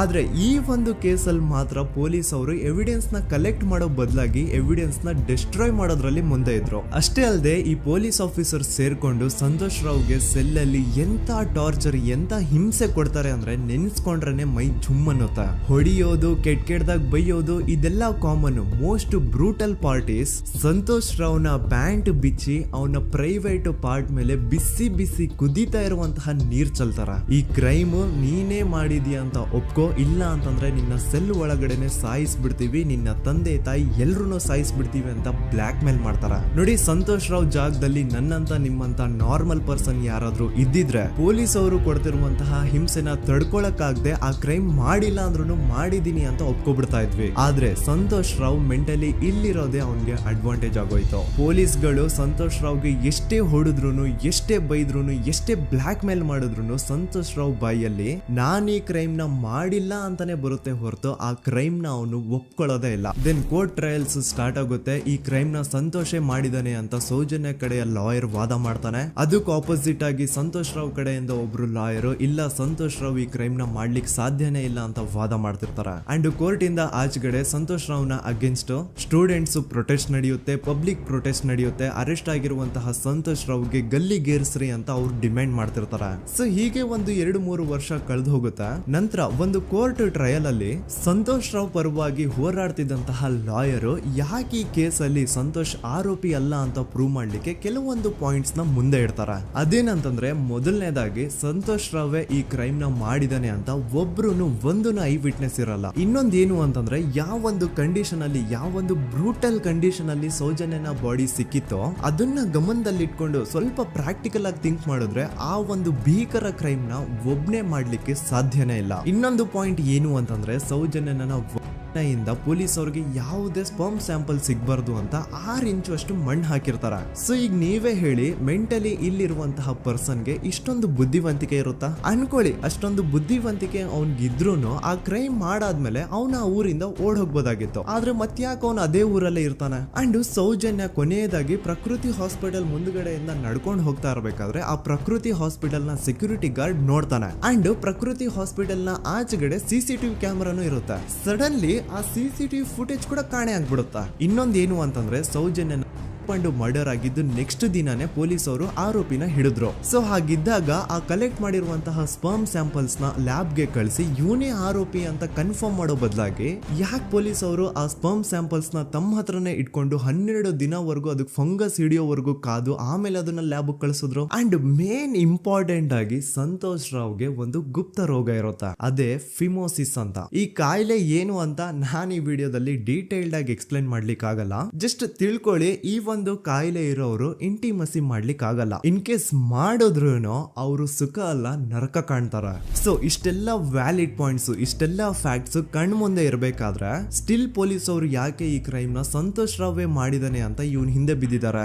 ಯಾಕೆ ಅವರು ಈ ಕ್ರೈಮ್ ಇವನ್ ಬಿಟ್ರೆ ಬೇರೆ ಯಾರಾದ್ರೂ ಮಾಡಿರ್ಬೋದಲ್ಲ ಅಂತ ಆ ಆಂಗಲ್ ಅಲ್ಲಿ ಇನ್ವೆಸ್ಟಿಗೇಷನ್ ಮಾಡ್ತಿಲ್ವಲ್ಲ ಅಂತ ಪೊಲೀಸ್ ಅವರ ಇನ್ವೆಸ್ಟಿಗೇಷನ್ ಮೇಲೆ ಈಗ ಕ್ವಶನ್ ಬರುತ್ತೆ. So after hearing all of this ಎಲ್ಲರಿಗೂ ಈಗ ಪೊಲೀಸ್ ಅವರ ಇನ್ವೆಸ್ಟಿಗೇಷನ್ ಮೇಲೆ ಡೌಟ್ ಬರುತ್ತೆ. ಅಂಡ್ ಈವನ್ ಸೌಜನ್ಯ ಅವ್ರ ಮನೆಯವರು ಕೂಡ ನಿಜವಾದ ಆರೋಪಿ ಸಂತೋಷ್ ಅಲ್ಲ ಅಂತ ತಮ್ಮ ಅಭಿಪ್ರಾಯನ ವ್ಯಕ್ತಪಡಿಸ್ತಾರೆ. ಆಗ ಅಲ್ಲಿವರೆಗೂ ಸಂತೋಷ್ ರಾವ್ನ ಗಲ್ಲಿಗೇರಿಸಿ ಅಂತ ಏನು student protest and public protest ಎಲ್ಲ ನಡೀತಾ ಇತ್ತು, ಈಗ ಅದೆಲ್ಲ ನಿಂತು ಹೋಗಿ ಎಲ್ಲಾ ಹೇಟ್ ರೇಟ್ ಪೊಲೀಸ್ ಅವ್ರ ಕಡೆಗೆ ಹೋಗುತ್ತೆ. ಪೊಲೀಸ್ ಅವರು ಈ ಕೇಸಲ್ಲಿ ಕರಪ್ಟ್ ಆಗಿದ್ದಾರೆ, ಪೊಲೀಸ್ ಅವರೇ ಸತ್ಯ ಮುಚ್ಚಿಡ್ಲಿಕ್ಕೆ ಟ್ರೈ ಮಾಡ್ತಿದ್ದಾರೆ. ಹಾಗಾಗಿ ಈ ಕೇಸ್ ನ ಇನ್ ಮುಂದೆ ಪೊಲೀಸ್ ಅವರಲ್ಲದೆ CBI ಅವರು ಇನ್ವೆಸ್ಟಿಗೇಷನ್ ಮಾಡಬೇಕು, ಈ ಕೇಸ್ ನ CBI ಒಪ್ಸಿ ಅಂತ ಅಗೇನ್ ಪ್ರೊಟೆಸ್ಟ್ ಗಳು ಸ್ಟಾರ್ಟ್ ಆಗ್ತವೆ. ಸೊ ಧರ್ಮಸ್ಥಳದಲ್ಲಿ ಇಷ್ಟೊಂದು ಹೋರಾಟಗಳಾಗ್ತಿದಾವೆ, ಒಬ್ಳು ಹುಡುಗಿ ಜೊತೆ ಇಷ್ಟೊಂದು ಅನ್ಯಾಯ ಆಗಿದೆ, ಆದ್ರೂ ಸಹ ಧರ್ಮಾಧಿಕಾರಿ ಏನು ಮಾತೇ ಆಡ್ತಿಲ್ವಲ್ಲ ಈ ಹುಡುಗಿ ಬಗ್ಗೆ ಅಂತ ಜನರು ಪ್ರಶ್ನೆ ಮಾಡಿದಾಗ ಆಗ ಧರ್ಮಾಧಿಕಾರಿನೂ ಜನರು ಮುಂದೆ ಬಂದ್ಬಿಟ್ಟು ಈ ಕೇಸ್ ನ CBI ಒಪ್ಸಿ ಅಂತ ಹೋರಾಟ ಮಾಡ್ತಾರ. ನಂತರ ಈ ಒಂದು ಕೇಸು ಪೊಲೀಸ್ ಅವರಿಂದ CBI ಕೈಗೆ ಹೋಗುತ್ತೆ. CBI ಕೈಗೆ ಹೋಗಿದ ತಕ್ಷಣ ಇಲ್ಲೇನು ಸತ್ಯ ಹೊರಗೆ ಬಂದಿಲ್ಲ. ಆ CBI ಅವರು 3-4 ವರ್ಷ ಟೈಮ್ ತಗೊಂಡು ಮತ್ತೆ ಈ ಒಂದು ಕೇಸ್ ನ ಇನ್ವೆಸ್ಟಿಗೇಷನ್ ಮಾಡ್ತಾರ. ಆದ್ರೆ ಅಲ್ಲೇನು ಇನ್ವೆಸ್ಟಿಗೇಷನ್ ಮಾಡ್ಲಿಕ್ಕೆ ಉಳಿದೇ ಇರಲ್ಲ. ಆ ಪೊಲೀಸ್ ಅವರು ಅವ್ರ ಕೈಯಲ್ಲಿ ಈ ಕೇಸ್ ಇದ್ದಷ್ಟು ದಿನ ಎಷ್ಟಾಗುತ್ತೋ ಅಷ್ಟು ಎವಿಡೆನ್ಸ್ ನ ಡಿಸ್ಟ್ರಾಯ್ ಮಾಡ್ಬಿಟ್ಟಿರ್ತಾರ. ಸೊ ಹಾಗಾಗಿ ಅಲ್ಲಿ CBI ಅವ್ರಿಗೆ ಇನ್ವೆಸ್ಟಿಗೇಷನ್ ಮಾಡ್ಲಿಕ್ಕೆ ಏನ್ ಉಳಿದೇ ಇರಲ್ಲ. ಆದ್ರೂ ಸ್ಟಿಲ್ ಅವರು 3-4 ಇಯರ್ಸ್ ಟೈಮ್ ತಗೊಂಡು ನಂತರ ಫೈನಲಿ ಒಂದು ರಿಪೋರ್ಟ್ ನ ಕೋರ್ಟ್ ಗೆ ಸಬ್ಮಿಟ್ ಮಾಡ್ತಾರ. ಅಂಡ್ CBI ಅವರು ಕೋರ್ಟ್ ಗೆ ಸಬ್ಮಿಟ್ ಮಾಡಿರುವಂತಹ ಆ ಒಂದು ರಿಪೋರ್ಟ್ ಅಲ್ಲಿ ಏನಿತ್ತು ಅಂದ್ರೆ CBI ಇನ್ವೆಸ್ಟಿಗೇಷನ್ ಕನ್ಫರ್ಮ್ಸ್ ದಟ್ ಈ ಒಂದು ಕ್ರೈಮ್ ನ ಸಂತೋಷ್ ರಾವೇ ಮಾಡಿದಾನೆ ಅಂತ. ಆದ್ರೆ ಐರೋನಿ ಈಸ್ ಇದೇ ಒಂದು ರಿಪೋರ್ಟ್ ಅಲ್ಲಿ ಇವ್ರು ಏನ್ ಹೇಳ್ತಾರೆ ಅಂದ್ರೆ ಅವ್ರಿಗೆ ಯಾವುದೇ ತರ ಎವಿಡೆನ್ಸ್ ಸಿಕ್ಕಿಲ್ಲ ಅಂತ. ಯಾಕಂದ್ರೆ ಈ ಸೌಜನ್ಯ ಕೇಸು ಪೊಲೀಸ್ ಅವ್ರ ಕೈಯಲ್ಲಿ ಇದ್ದಾಗ ಪೊಲೀಸ್ ಅವರು ತಮ್ಮ ನಿರ್ಲಕ್ಷ್ಯದಿಂದ ಎಲ್ಲಾ ಎವಿಡೆನ್ಸ್ ನ ಕಳ್ಕೊಂಡ್ಬಿಟ್ಟಿರ್ತಾರ. ಅಂತದ್ರಲ್ಲಿ ಯಾವ ಒಂದು ಆಧಾರದ ಮೇಲೆ ಇವರು ಸಂತೋಷ್ ರಾವೇ ಈ ಕ್ರೈಮ್ ನ ಮಾಡಿದ್ದಾರೆ ಅಂತ ಕ್ವಶನ್ ಮಾಡಿದಾಗ CBI ಅವ್ರ ಕಡೆಯಿಂದ ನೋ ಆನ್ಸರ್. ನೋಡಿ, ಮೊದ್ಲು ಈ ಒಂದು ಕೇಸ್ ನ ಪೊಲೀಸ್ ಅವರು ಇನ್ವೆಸ್ಟಿಗೇಷನ್ ಮಾಡಿ ನಂತರ ಈ ಒಂದು ಕೇಸು CBI ಅವ್ರ ಕೈಗೆ ಹೋಗಿ ಅವರು 3-4 ವರ್ಷ ಟೈಮ್ ತಗೊಂಡು ಇನ್ವೆಸ್ಟಿಗೇಷನ್ ಮಾಡಿ ದೆನ್ ಫೈನಲ್ ರಿಪೋರ್ಟ್ ನ ಕೋರ್ಟ್ ಗೆ ಸಬ್ಮಿಟ್ ಮಾಡೋಷ್ಟ್ರಲ್ಲಿ ಸುಮಾರು 5-6 ವರ್ಷ ಕಳೆದು ಹೋಗಿರುತ್ತೆ ಅಂಡ್ ಸ್ಟಿಲ್ ಈ ಒಂದು ಕೇಸಲ್ಲಿ ಏನೂ ಕನ್ಕ್ಲೂಷನ್ ಸಿಕ್ಕಿರಲ್ಲ. ಎವ್ರಿ ಇಯರ್ ಸೌಜನ್ಯನ ಬರ್ತ್ಡೇ ಇದ್ದಾಗ ಅಥವಾ ತಿಥಿ ಇದ್ದಾಗ ಅವಳನ್ನ ನೆನೆಸ್ಕೊಂಡು ಅವಳ ಹೆಸರಲ್ಲಿ public protest and student protest ನಡೀತಾನೆ ಇರ್ತವೆ. ಸೊ ಒಂದು ದಿನ ಈ ಒಂದು ಪ್ರೊಟೆಸ್ಟ್ ಗಳ ನ್ಯೂಸ್ ಗಿರೀಶ್ ಮುಟ್ಟಣ್ಣನವರ ಗಮನಕ್ಕೆ ಬರುತ್ತೆ.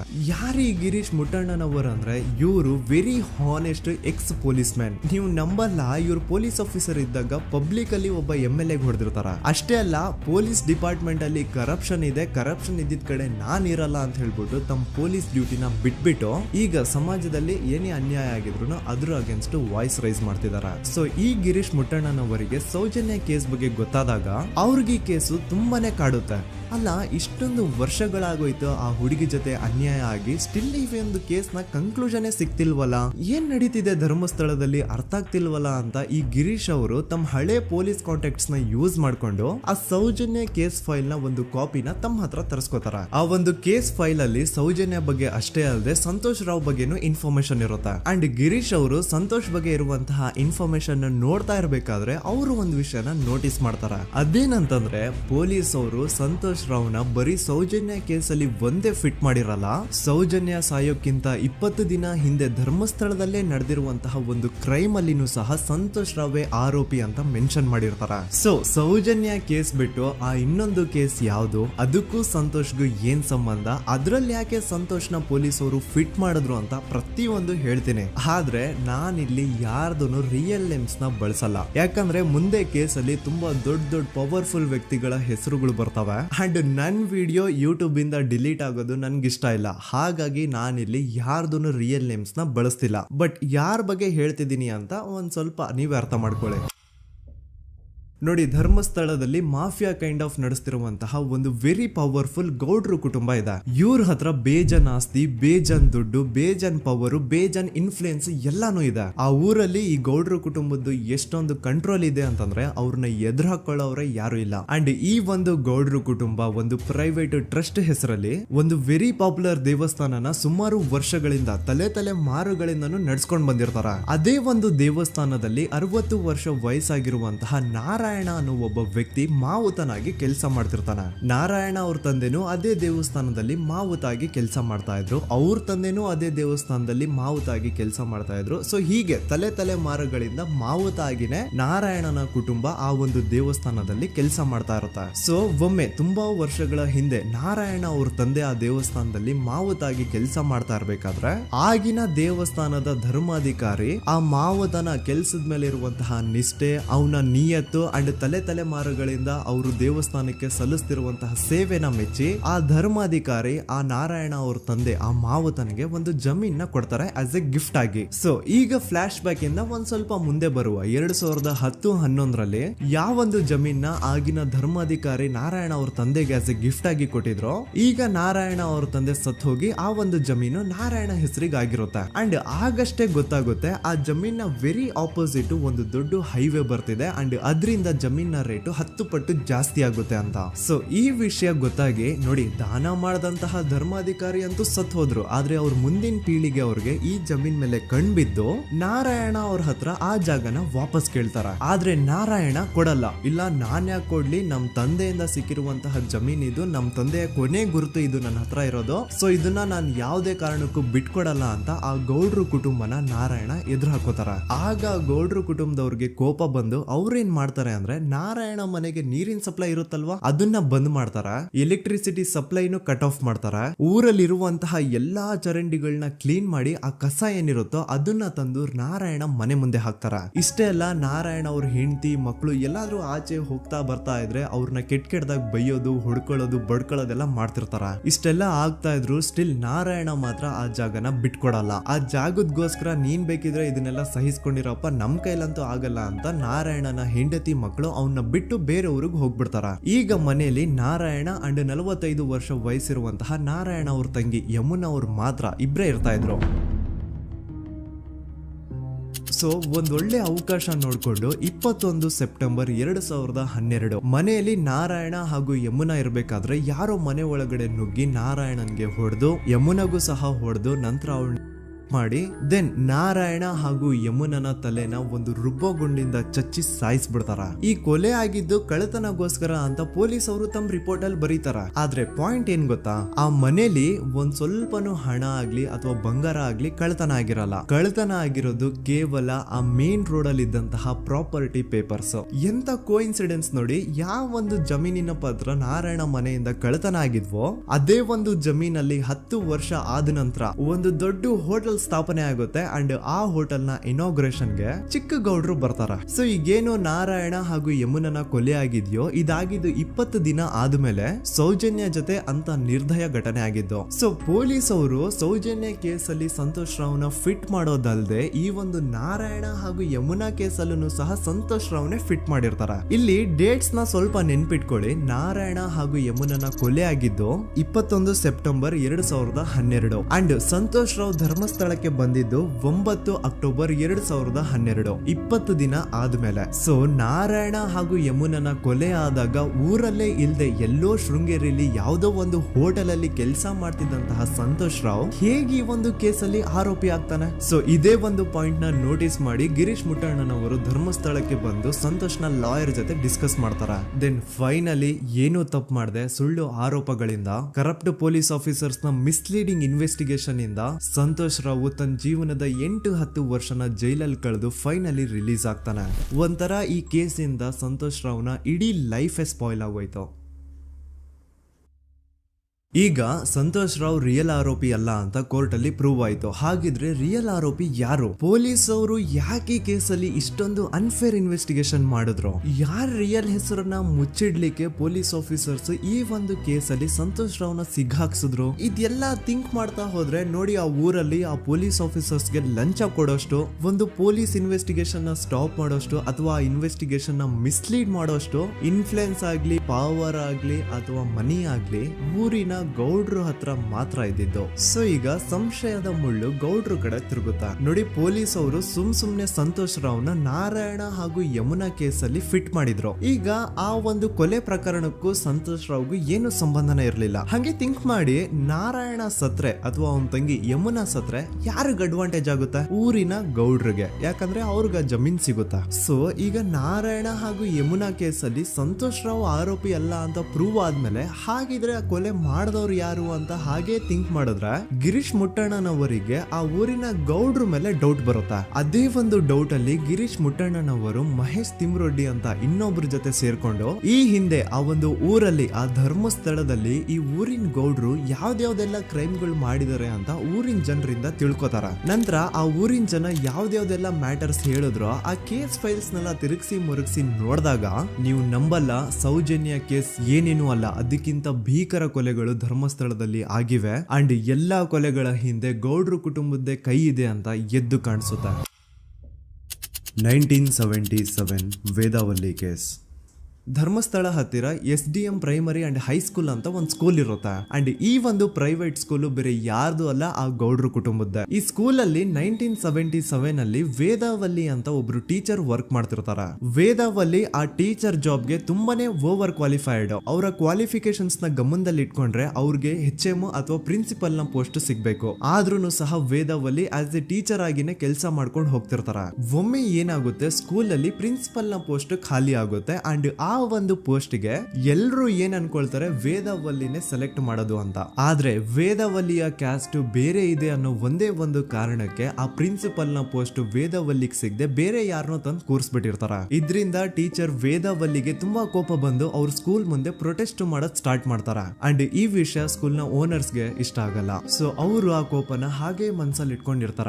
ಒಮ್ಮೆ ಏನಾಗುತ್ತೆ, ಸ್ಕೂಲ್ ರಜೆ ಇರುತ್ತೆ, ವೇದಾವಲ್ಲಿ ಮನೇಲಿ ಇರ್ತಾರ ಅಂಡ್ ಅವ್ರ ಹಸ್ಬೆಂಡ್ ಡಾಕ್ಟರ್ ಅರಳೆ ಅವ್ರಿಗೆ ಯಾವ್ದೋ ಬೇರೆ ಊರಲ್ಲಿ ಒಂದು ಕಾಲೇಜ್ ಅಲ್ಲಿ ಸೆಮಿನಾರ್ ಏನೋ ಇರುತ್ತೆ. ಸೊ ಅವರು ಅಲ್ಲಿಗೆ ಹೋಗಿರ್ತಾರೆ. ಈಗ ಮನೇಲಿ ಇರೋದು ವೇದಾವಲ್ಲಿ ಒಂದೇ. ಇದೇ ಒಂದು ಅವಕಾಶನ ನೋಡ್ಕೊಂಡು ಯಾರೋ ವೇದಾವಲ್ಲಿ ಅವ್ರ ಮನೆಗೆ ನುಗ್ಗಿ ವೇದಾವಲ್ಲಿಗೆ ಹೊಡೆದು ನಂತರ ಅವ್ರನ್ನ ಮಾಡಿ ನಂತರ ಅವ್ರನ್ನ ಜೀವಂತವಾಗಿ ಸುಟ್ಬಿಡ್ತಾರ. ಸ್ವಲ್ಪ ಹೊತ್ತು ನಂತರ ರಾತ್ರಿ ಆಗ್ತಿದ್ದಂಗೆ ಡಾಕ್ಟರ್ ಅರಳೆ ಅವರು ಮನೆಗೆ ವಾಪಸ್ ಬರ್ತಾರೆ ಅಂಡ್ ಮನೆ ಒಳಗಡೆ ಬಂದ್ ನೋಡಿದ್ರೆ ವೇದವಲ್ಲಿ ಅವರು ಸತ್ ಹೋಗಿ ಅವರ ಬಾಡಿ ಸುಟ್ ಹೋಗಿ ನೆಲದ ಮೇಲೆ ಬಿದ್ದಿದೆ. ಹೆಂಡತಿನ ಕಳ್ಕೊಂಡಿರುವಂತಹ ದುಃಖನ ಸೈಡ್ಗೆ ಇಟ್ಟು ಡಾಕ್ಟರ್ ಅರಳೆ ಅವರು ಮೊದ್ಲು ಪೊಲೀಸ್ ಸ್ಟೇಷನ್ ಹೋಗ್ಬಿಟ್ಟು ನಮ್ ಮನೆಗೆ ನಾನ್ ಇಲ್ದೇ ಇರುವಂತಹ ಸಮಯನ ನೋಡ್ಕೊಂಡು ಯಾರೋ ಮನೆ ಒಳಗಡೆ ನುಗ್ಗಿ ನನ್ನ ಹೆಂಡತಿನ ಹೊಡೆದು ನಂತರ ಅವಳನ್ನ ತುಂಬಾ ಭೀಕರವಾಗಿ ಸಾಯಿಸಿದರೆ ಅಂತ ಪೊಲೀಸ್ ಅವ್ರಿಗೆ ರಿಪೋರ್ಟ್ ಕೊಡಕ್ ಹೋದ್ರೆ ಅಲ್ಲಿ ಪೊಲೀಸ್ ಅವರು ಉಲ್ಟಾ ಡಾಕ್ಟರ್ ಅರಳೆ ಮೇಲೆನೆ FIR ಬರ್ದು ನೀನೇ ನಿನ್ ಹೆಂಡತಿನ ಸಾಯಿಸಿದ್ಯಾ, ನಾಟಕ ಮಾಡಬೇಡ ಅಂತ ಅವ್ರನ್ನೇ ಅರೆಸ್ಟ್ ಮಾಡ್ಬಿಡ್ತಾರ. ನಂತರ 2-3 ವರ್ಷ ಜೈಲಲ್ಲೇ ಇದ್ದು ಡಾಕ್ಟರ್ ಅರಳೆ ಅವರು ತಮ್ಮ ಫ್ರೆಂಡ್ಸ್ ಅಂಡ್ ಫ್ಯಾಮಿಲಿ ಮೂಲಕ ಎವಿಡೆನ್ಸ್ ನೆಲ್ಲ ಕಲೆಕ್ಟ್ ಮಾಡಿಸಿ ತಾನ ಕೊಲೆನ ಮಾಡಿಲ್ಲ, ತಾನ್ ತನ್ನ ಹೆಂಡತಿನ ಸಾಯಿಸಿಲ್ಲ ಅಂತ ಕೋರ್ಟ್ ಅಲ್ಲಿ ಪ್ರೂವ್ ಮಾಡ್ಕೊಂಡು ಜೈಲಿಂದ ರಿಲೀಸ್ ಆಗ್ತಾರ. ಸೊ ಈಗ ಡಾಕ್ಟರ್ ಅರಳೆ ಅವರು ಈ ಒಂದು ಕ್ರೈಮ್ ನ ಮಾಡಿಲ್ಲ ಅಂತಂದ್ರೆ ವೇದವಲ್ಲಿನ ಅಷ್ಟು ಭೀಕರವಾಗಿ ಸಾಯಿಸಿದವ್ರು ಯಾರು, ಈ ವಿಷಯ ಇವತ್ತಿನವರೆಗೂ ಗೊತ್ತಾಗಿಲ್ಲ. 1986 ಅಲ್ಲಿ ನಡೆದಂತಹ ಪದ್ಮಲತಾ ಕೇಸ್. ಪದ್ಮಲತಾ ಅವ್ರ ತಂದೆ ಕಮ್ಯುನಿಸ್ಟ್ ಪಾರ್ಟಿನ ಲೀಡರ್ ಇರ್ತಾರೆ. ಅವ್ರ ರಿಯಲ್ ನೇಮ್ ಏನು ಅಂತ ನಮಗ್ ಗೊತ್ತಾಗಿಲ್ಲ, ಬಟ್ ಈ ವಿಡಿಯೋದಲ್ಲಿ ಅವ್ರ ಹೆಸರು ಲಕ್ಷ್ಮಣ್ ಅಂತ ಅನ್ಕೊಳ್ಳಿ. ಸೊ ಕಮ್ಯುನಿಸ್ಟ್ ಪಾರ್ಟಿನ ಲೀಡರ್ ಇರುವಂತಹ ಲಕ್ಷ್ಮಣ್ ಅವ್ರಿಗೆ ಊರಲ್ಲಿ ತುಂಬಾನೇ ಸಪೋರ್ಟ್ ಇರುತ್ತೆ, ಊರಿನ ಜನರ ಫೇವ್ರೇಟ್ ಇರ್ತಾರೆ ಇವರು. ಅಂಡ್ ಅದೇ ವರ್ಷ ಅಂದ್ರೆ 1986 ಅಲ್ಲಿ ಪಂಚಾಯತ್ ಎಲೆಕ್ಷನ್ ಬೇರೆ ಇರುತ್ತೆ ಅಂಡ್ ಎಲ್ರಿಗೂ ಗೊತ್ತಿತ್ತು ಲಕ್ಷ್ಮಣೆ ಗೆಲ್ಲೋದು ಅಂತ. ಆ ಪಂಚಾಯತ್ ಎಲೆಕ್ಷನ್ ಅಲ್ಲಿ ಲಕ್ಷ್ಮಣ್ನ ಆಪೋಸಿಟ್ ಗೌಡ್ರಿಗೆ ತುಂಬಾ ಬೇಕಾಗಿರೋರು ಒಬ್ರು ನಿಂತಿರ್ತಾರ ಅಂಡ್ ಅವ್ರಿಗೂ ಗೊತ್ತಿತ್ತು ಎಲೆಕ್ಷನ್ ಏನಾದ್ರು ಆದ್ರೆ ಲಕ್ಷ್ಮಣ ಎಲೆಕ್ಷನ್ ಅಲ್ಲಿ ಗೆಲ್ಲೋದು ಅಂತ. ಸೊ ಎಲ್ಲಿ ಸೋತೋಗ್ಬಿಡ್ತೀವೋ ಅನ್ನೋ ಭಯಕ್ಕೆ ಆ ಗೌಡ್ರು ಕಡೆ ಅವ್ರು ಏನ್ ಮಾಡ್ತಾರೆ, ಲಕ್ಷ್ಮಣ್ನ ಅಪ್ರೋಚ್ ಮಾಡಿ ಮುಚ್ಕೊಂಡು ಈ ಪಂಚಾಯತ್ ಎಲೆಕ್ಷನ್ ಅಲ್ಲಿ ನಿನ್ ನಾಮಿನೇಷನ್ ನ ಕ್ಯಾನ್ಸಲ್ ಮಾಡು ಅಂತ ವಾರ್ನಿಂಗ್ ಕೊಡ್ತಾರ. ಆದ್ರೆ ಲಕ್ಷ್ಮಣ್ ಅವರು ಅಂಜದೆ ನೀವ್ ಏನ್ ಮಾಡ್ತಿರೋ ಮಾಡ್ಕೊಳ್ರಿ, ಆದ್ರೆ ನಾನ್ ಮಾತ್ರ ನಾಮಿನೇಷನ್ ನ ಕ್ಯಾನ್ಸಲ್ ಮಾಡಲ್ಲ ಅಂತ ಆ ಗೌಡ್ರು ಕುಟುಂಬನ ಎದುರು ಹಾಕೋತಾರ. ದೆನ್ ಎಂತ ಕೋಇನ್ಸಿಡೆನ್ಸ್ ನೋಡಿ, ನೆಕ್ಸ್ಟ್ ಡೇನೆ ಲಕ್ಷ್ಮಣ್ ಅವ್ರ ಮಗಳು ಪದ್ಮಲತಾ ಕಿಡ್ನಾಪ್ ಆಗ್ತಾಳ.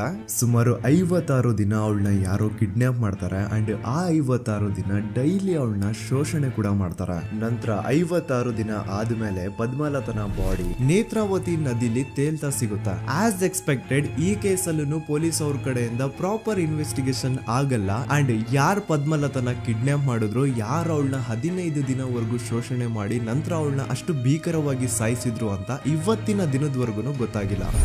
ಮತ್ತೆ ನಮಗೆ ಗೊತ್ತಾದದು 22ಕ್ಕೆ ಸ್ಕೂಲ್ ಡೇ 56 ದಿನ ಕಳೆದು ಹೊಳೆಯಲ್ಲಿ ಏನೋ ಒಂದು ಕೇಳಿ ಪೊಲೀಸಿನವರು ಬರುವಾಗ ಬಂದು ಹೇಳುವಾಗ ನಮಗೆ ಗೊತ್ತಾದ, ಅವರು ನನ್ನನ್ನು ಕರ್ಕೊಂಡೋಗಿ ಅಲ್ಲಿ ಹೋಗಿದೆ.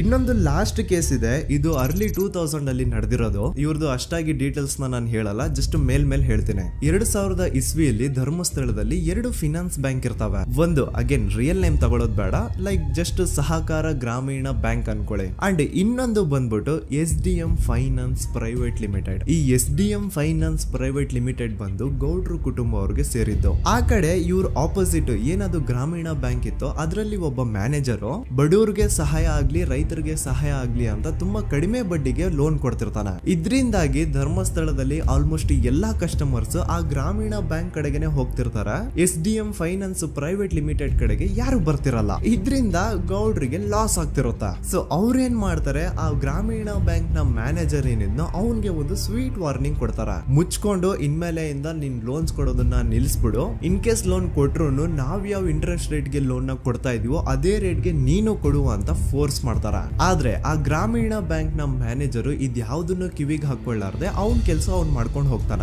ದೆನ್ ಸಡನ್ಲಿ ಒಂದು ದಿನ ಬ್ಯಾಂಕ್ ಮ್ಯಾನೇಜರ್ ನ ಹೆಂಡತಿನ ಮನೆ ಒಳಗಡೆನೆ ನುಗ್ಗಿ ಯಾರು ಮಾಡಿ ತುಂಬಾ ಭೀಕರವಾಗಿ ಸಾಯಿಸ್ಬಿಡ್ತಾರ. ಇದರ ರಿಗಾರ್ಡಿಂಗ್ ಆ ಬ್ಯಾಂಕ್ ಮ್ಯಾನೇಜರ್ ಪೊಲೀಸ್ ಸ್ಟೇಷನ್ ಅಲ್ಲಿ ಕಂಪ್ಲೇಂಟ್ ಕೊಡಕ್ ಹೋದ್ರೆ ಪೊಲೀಸ್ ಅವರು ಉಲ್ಟಾ ಆ ಬ್ಯಾಂಕ್ ಮ್ಯಾನೇಜರ್ ಹೆಸರಲ್ಲೇ FIR ಬರ್ದು ನೀನೇ ನಿನ್ ಹೆಂಡತಿನ ಸಾಯಿಸಿದ್ಯಾ ಅಂತ ಅವನ್ನೇ ಅರೆಸ್ಟ್ ಮಾಡ್ಬಿಡ್ತಾರ. ನಂತರ 1-2-3 ವರ್ಷ ಆ ಬ್ಯಾಂಕ್ ಮ್ಯಾನೇಜರ್ ಜೈಲಲ್ಲಿ ಇರ್ತಾನೆ. ಅದಾದ್ಮೇಲೆ ಅವನ ಕ್ರೈಮ್ ನ ಮಾಡಿಲ್ಲ ಅಂತ ಕೋರ್ಟ್ ಅಲ್ಲಿ ಪ್ರೂವ್ ಆಗುತ್ತೆ. ಆದ್ರೆ ರಿಯಲ್ ಕ್ರೈಮ್ ಮಾಡಿದವರು ಯಾರು ಅಂತ still it's A question mark. And ಇನ್ನೊಂದು ನಾರಾಯಣ ಅಂಡ್ ಯಮುನಾ ಕೇಸ್ ಬಗ್ಗೆ ಅಂತೂ ನಾನು ಆಗ್ಲೇ ನಿಮ್ಗೆ ಎಕ್ಸ್ಪ್ಲೇನ್ ಮಾಡಿದೆ. ಸೊ ಎಂತ ಕೋಇನ್ಸಿಡೆಂಟ್ಸ್ ಗಳು ನೋಡಿ, ಯಾರೆಲ್ಲ ಆ ಧರ್ಮಸ್ಥಳದಲ್ಲಿ ಗೌಡ್ರು ಕುಟುಂಬನ ಎದುರಾಕೊಂಡಿದಾರೋ ಅವ್ರ ಜೀವನದಲ್ಲಿ ಏನೋ ಒಂದು ತುಂಬಾ ದೊಡ್ಡ ದುರಂತ ನಡೆದು ಹೋಗುತ್ತಾ. ಅಂಡ್ ಸರ್ಪ್ರೈಸಿಂಗ್ಲಿ ಅವ್ರ ಕೇಸಲ್ಲಿ ಪೊಲೀಸ್ ಅವ್ರ ಕಡೆಯಿಂದ ಪ್ರಾಪರ್ ಇನ್ವೆಸ್ಟಿಗೇಷನ್ ಆಗಲ್ಲ ಅಂಡ್ ಯಾರ ಆ ಕ್ರೈಮ್ ನ ಮಾಡಿದ್ರು ಅಂತ ಯಾವತ್ತೂ ಹೊರಗೆ ಬರೋದೇ ಇಲ್ಲ. ಸೊ ಈ ಗೌಡ್ರು ಕುಟುಂಬದವರು ಧರ್ಮಸ್ಥಳದಲ್ಲಿ ಬೇಜನ್ ಕರ್ಮಕಾಂಡಗಳನ್ನ ಮಾಡಿದ್ದಾರೆ ಅಂಡ್ ಅವ್ರ ಪವರ್ ಅಂಡ್ ಅವ್ರಿಗಿರುವಂತಹ ಇನ್ಫ್ಲೂಯೆನ್ಸ್ ಇಂದ ಆ ಎಲ್ಲಾ ಕೇಸ್ ನ ಮುಚ್ಚಾಕಿದ್ದಾರೆ ಅಂತ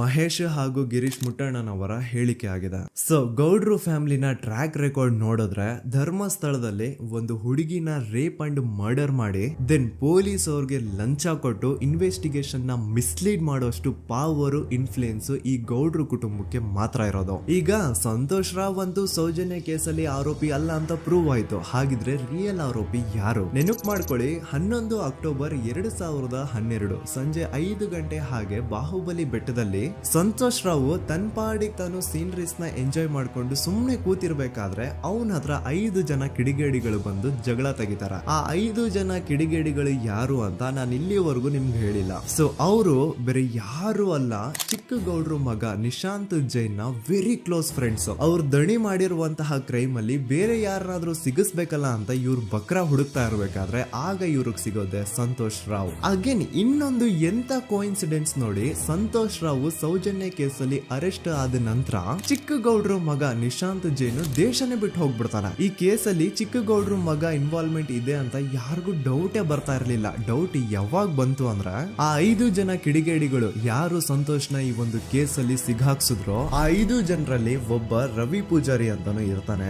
ಅವನ್ಗೆ ತಾನು ತಪ್ಪು ಮಾಡಿದೀನಿ ಅಂತ ಗಿಲ್ಟ್ ಕಾಡುತ್ತೋ ಅಥವಾ ಬೇರೆ ಏನೋ ಗೊತ್ತಿಲ್ಲ, ಆದ್ರೆ ಅವನೇ ಸ್ವತಃ ಪೊಲೀಸ್ ಅವ್ರ ಹತ್ರ ಹೋಗ್ಬಿಟ್ಟು ಸೌಜನ್ಯ ಕೇಸಲ್ಲಿ ನಿಜವಾದ ಆರೋಪಿ ಸಂತೋಷ್ ಅಲ್ಲ ಕಂಡ್ರು, ಅವನ್ನ ಸುಮ್ನೆ ಸಿಗಾಕ್ಸಿರೋದಷ್ಟೇ, ನಿಜವಾದ ಆರೋಪಿಗಳು ಚಿಕ್ಕ ಗೌಡ್ರು ಮಗ ನಿಶಾಂತ್ ಜೈನ್ ಅಂಡ್ ಅವನ್ ಫ್ರೆಂಡ್ಸ್ ಸೂರಜ್, ಕಿರಣ್ ಅಂಡ್ ಕಣ್ಮಣಿ ಅಂತ. ಈ ಎಲ್ಲಾ ವಿಷಯನ ರವಿ ಪೂಜಾರಿ ಪೊಲೀಸ್ ಅವ್ರಿಗೆ ತಿಳಿಸ್ತಾನೆ. ಅಗೇನ್ ಎಂತ ಒಂದು ಕೋಇನ್ಸಿಡೆನ್ಸ್ ನೋಡಿ, ಈ ವಿಷಯಗಳನ್ನ ಊರಿನ ಜನರು ಮುಂದೆ ಹೇಳಿದಂತಹ ರವಿ ಪೂಜಾರಿ ಆಕಸ್ಮಿಕವಾಗಿ ಸತ್ ಹೋಗ್ಬಿಡ್ತಾನೆ. ಇವನು ಹೇಳಿದ್ದು ನಿಜ ಅಂತ ಜನರಿಗೆ ಯಾವಾಗ ಕನ್ಫರ್ಮ್ ಆಗುತ್ತೆ ಅಂದ್ರೆ ಸೌಜನ್ಯಗೆ ತುಂಬಾ ಹತ್ರವಾದವರು ಒಬ್ರು ಯಶೋಧ ಅನ್ನೋರು ಕೋರ್ಟ್ ಅಲ್ಲಿ ಬಂದ್ಬಿಟ್ಟು ಸೌಜನ್ಯ ಕೊಲೆ ಆಗಿದ್ದ ದಿನ ಆ ಒಂದು ಸ್ಪಾಟ್ ಅಲ್ಲಿ ನಾನು ಈ 3 ಜನರನ್ನ ನೋಡಿದ್ದೆ ಅಂತ ಸಾಕ್ಷಿ ಹೇಳ್ತಾರೆ. ಈಗ ಎಲ್ಲಾ ಡಾಟ್ಸ್ ನ ಕನೆಕ್ಟ್ ಮಾಡ್ತಾ ಹೋದ್ರೆ ಸೌಜನ್ಯ ಕೇಸ್ ಒಂದೇ ಅಲ್ಲ, ನಾರಾಯಣ ಹಾಗೂ ಯಮುನಾ ಕೇಸಲ್ಲೂ, ವೇದವಲ್ಲಿ ಕೇಸಲ್ಲೂ, ಆ ಬ್ಯಾಂಕ್ ಮ್ಯಾನೇಜರ್ ನ ಕೇಸಲ್ಲೂ ಹಾಗೂ ಪದ್ಮಲತಾ ಕೇಸಲ್ಲೂ ಸೀದಾ ಡೈರೆಕ್ಟ್ ಡೌಟ್ ಬರೋದೆ ಊರಿನ ಗೌಡ್ರ ಮೇಲೆ. I really want to appreciate Kudla rampage YouTube channel, third eye YouTube channel, Girish ಮುಟ್ಟಣ್ಣನವರು ಸರ್ ಹಾಗೂ ಮಹೇಶ್ ಅವರು ಅಂಡ್ ಆಲ್ ಅದರ್ಸ್. ಇವರ ಕಾನ್ಸ್ಟೆಂಟ್ ಎಫರ್ಟ್ಸ್ ಇಂದಾನೆ ಸತ್ಯ ಏನಂತ 1 by 1 ಹೊರಗೆ ಬರ್ತಿದೆ and they are trying their level best to catch real criminals. At present Soujanya case ಬಗ್ಗೆ ಅಪ್ಡೇಟ್ ಏನು ಅಂತಂದ್ರೆ ಹೈಕೋರ್ಟ್ ವರೆಗೂ ಈ ಒಂದು ಕೇಸ್ ಹೋಗಿದೆ ಅಂಡ್ ಈ ಕೇಸಲ್ಲಿ ಈಗ ಇನ್ನೊಮ್ಮೆ ಮತ್ತೆ ಫ್ರೆಶ್ ಆಗಿ ರೀಇನ್ವೆಸ್ಟಿಗೇಷನ್ ಸ್ಟಾರ್ಟ್ ಆಗಬೇಕು ಅಂತ ಹೋರಾಟ ನಡೀತಿದೆ. ಸದುತ ಪ್ರಜೆಗಳೇ, ಇದಾಗಿತ್ತು ಸೌಜನ್ಯ ಕೇಸ್ ಬಗ್ಗೆ ನಮ್ಮ ಒಂದು ಡೀಟೇಲ್ಡ್ ವಿಡಿಯೋ. ಈ ವಿಡಿಯೋದಲ್ಲಿ ನನ್ನಿಂದ ಎಲ್ಲಾದ್ರೂ ಏನಾದ್ರೂ ಚಿಕ್ಕ ಪುಟ್ಟ ಇನ್ಫಾರ್ಮೇಶನ್ ಮಿಸ್ ಆಗಿದ್ರೆ ಅಥವಾ ಮಿಸ್ಟೇಕ್ ಆಗಿದ್ರೆ ಅದನ್ನ ದಯವಿಟ್ಟು ಕಮೆಂಟ್ ಸೆಕ್ಷನ್ ಅಲ್ಲಿ ಹೈಲೈಟ್ ಮಾಡಿ. ಈ ವಿಡಿಯೋ ಯಾವಾಗ ಯೂಟ್ಯೂಬ್ ಇಂದ ಡಿಲೀಟ್ ಆಗುತ್ತೋ ನನ್ಗಂತೂ ಗೊತ್ತಿಲ್ಲ. ಸೊ ಪ್ಲೀಸ್ ಆದಷ್ಟು ಬೇಗ ಇದನ್ನ ಎಲ್ಲಾ ಕಡೆ ಶೇರ್ ಮಾಡಿ. ಓಕೆ ಪ್ರಜೆಗಳೇ, ಇವತ್ತಿಗಿಷ್ಟು ಸಾಕು ಅನ್ಕೊಳ್ತೀನಿ. ನಾನು ನಿಮ್ಮ ದೂತ ಸಮೀರ್ MD. ಮತ್ತೆ ಸಿಗ್ತೀನಿ.